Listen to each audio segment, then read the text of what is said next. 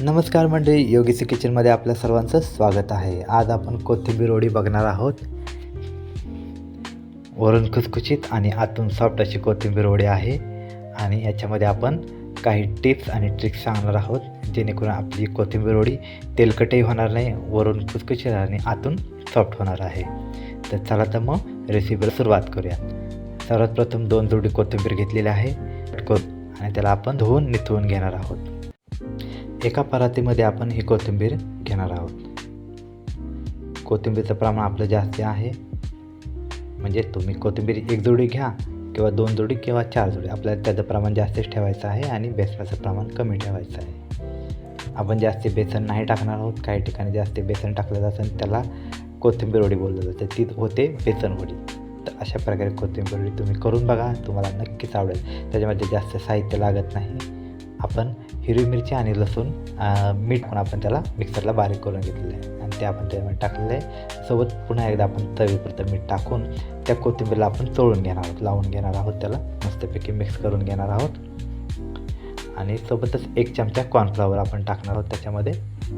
तुमच्याकडे कॉर्नफ्लॉवर असेल किंवा तांदळाची पिठी असेल किंवा ज्वारीचं पीठ, बाजरीचं पीठ असेल तरी तुम्ही 1 चमचा टाका त्याच्यामध्ये. जास्त टाकायचं नाही आपल्याला त्याच्यामध्ये. हे मिक्स करून घेतल्यानंतर आपल्याला थोडं थोडं बेसन टाकायचं आहे त्याच्यामध्ये. आपण 250 ग्राम बेसन घेतलं आहे 2 जोडीसाठी. तर आपण 2-3 टप्प्यामध्ये बेसन मिक्स करत त्याला मिक्स करून घेणार आहोत. आपल्याला स्वच्छ हात धुवून चांगलं मळून घ्यायचं आहे. एका कणकीच्या गोळ्याप्रमाणे आपण जसं कणिक मळतो त्याप्रमाणे आपल्याला ते हळूहळू मिक्स करायचं आहे. आपल्याला पाण्याचा वापर बिलकुल करायचा नाही त्याच्यामध्ये. जे कोथिंबीरला ओलावा होता आणि जे आपण जे मिक्स करता करता कोथिंबीरचं जे पाणी सुटतं त्याच्याचं आपलं मस्तपैकी गोळा तयार होतो आणि चिकटपणा त्याला येतो. बघू शकता तुम्ही, अशा प्रकारे आपण थोडं थोडं हलक्या हाताने मिक्स करत आहोत. एक थोडंसं तीळ टाकलेलं आपण याच्यामध्ये, त्यालाही मिक्स करून घेणार आहोत. आपल्याला अजून बेसनाची गरज पडणार आहे, त्याच्यामुळे आपण थोडंसं बेसन अजून आपण त्याच्यामध्ये 2-3 चमचे बेसन टाकणार आहोत आणि ह्यालाही चांगलं आपण मळून घेणार आहोत.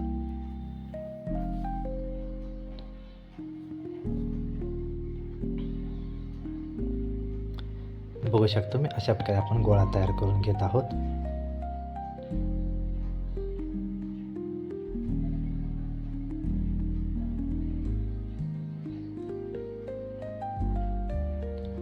इतपत आपला गोळा मस्तपैकी मळून झालेला आहे. बघू शकता तुम्ही, अशा प्रकारे.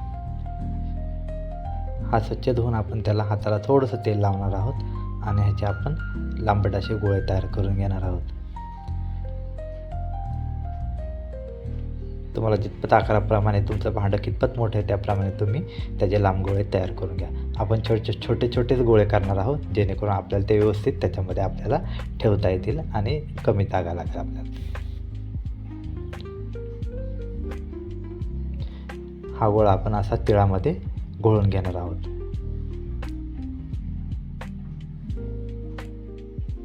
अशाच प्रकारे पुढचे सगळे गोळे आपण तयार करून घेणार आहोत एक एक करून आणि ते तिळामध्ये आपण त्याला घोळून घेणार आहोत.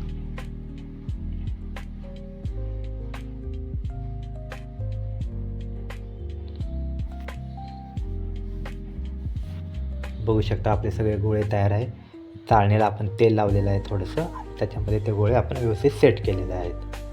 एका पातेल्यामध्ये पाणी घेतलेलं आहे, त्याच्यामध्ये आपण लिंबू टाकलेलं आहे.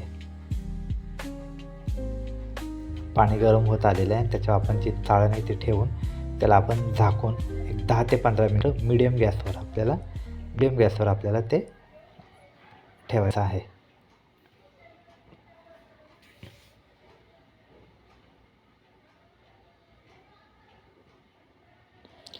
10-15 मिनटानंतर बघू शकता तुम्ही, आपले कोथिंबीर वडे मस्तपैकी शिजलेले आहेत आणि मस्त फुगलेले पण आहेत. तर आपण चाकूच्या मदतीने बघूयात आतपर्यंत ते शिजलेलं आहे का.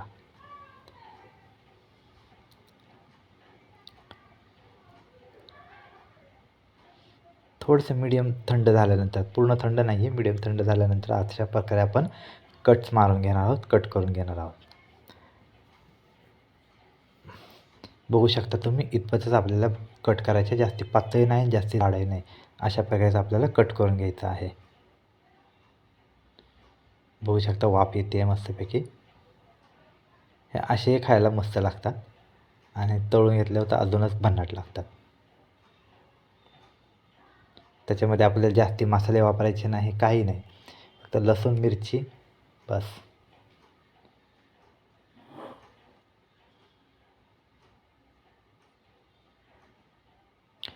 असेच आपण सगळ्या वड्या आपण कट करून घेणार आहोत.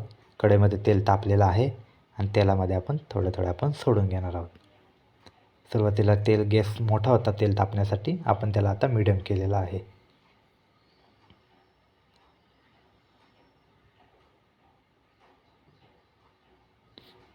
मीडियम गॅसवरच आपल्याला चांगलं तळून घ्यायचं आहे. तेलामध्ये बसतील इतपतच आपण वड्या सोडणार आहोत. हलक्या हाताने आपण त्याला अलटी-पलटी करून घेणार आहोत.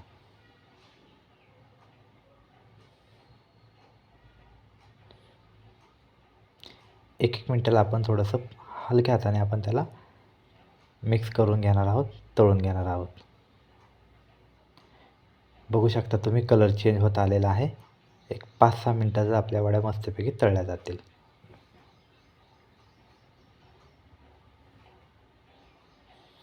अशा प्रकारे आपल्या वड्या तळून तयार आहेत. सोनेरी कलर आलेला आहे. आपल्याला जास्ती जाळायचं नाही, त्याला जास्ती करपट करायचं नाही. आपण म्हणू की जास्त त्याला तळलं की जास्ती कडकपणा येईल, पण तशा वड्या चवीला चांगल्या लागत नाही. ह्या वड्या जास्ती तेलही पित नाही, मस्तपैकी कुरकुरीत होतात. अशाच प्रकारे पुढच्या तळून घेणार आहोत. तर व्हिडिओ आवडला असेल तर आपल्या व्हिडिओला लाईक, शेअर आणि सबस्क्राईब करा. अशाच नवीन नवीन रेसिपी तुम्हाला आपल्या चॅनलवर